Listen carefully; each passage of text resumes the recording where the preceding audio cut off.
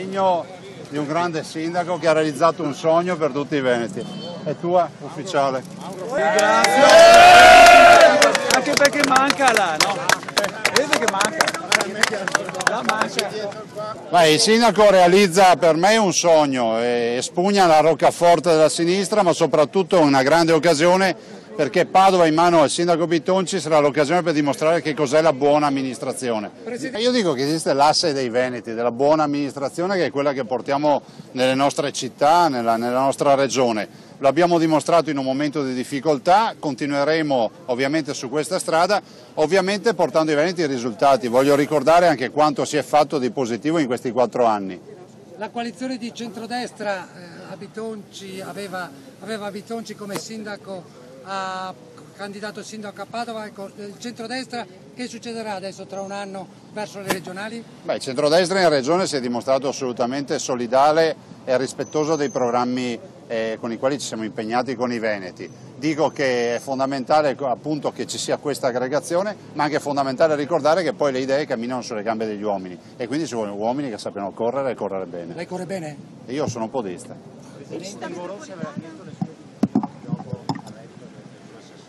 Penso che i padovani gli abbiano risposto per le rime, non saprei neanche rispondere a Rossi, hanno già fatto i padovani.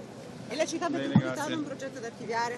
Una legge da archiviare? Conoscete la mia posizione, abbiamo impugnato avanti la Corte Costituzionale un progetto che è vergognoso, che bypassa i cittadini, che addirittura chiude la provincia di Venezia per dar vita alla città metropolitana di Venezia, e quindi i cittadini non eleggeranno più il presidente di Venezia, ma i sindaci del veneziano si metteranno d'accordo con le segreterie di partito per eleggere un sindaco metropolitano. Una vergogna, una schifezza che verrà bocciata.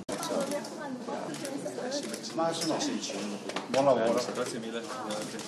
Ragazzi, vi saluto. Ciao Luca. Il governatore viene giù, Sì, fammi invito ufficiale, municipio. Non ti hanno mai invitato una volta.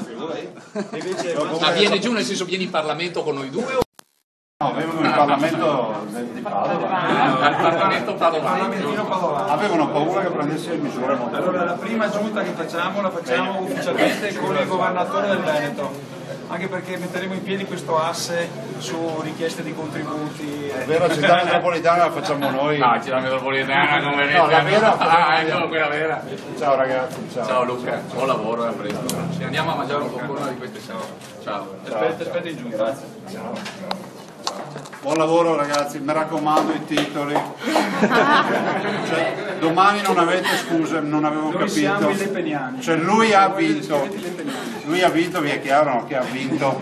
Non è che cammina sull'acqua e dite non sa nuotare. Io Le Pen non l'ho conosciuta, però adesso a questo punto mi toccherà informarsi. Vabbè, comunque il nostro motto è sempre chi tocca un ebreo come toccasse uno di noi.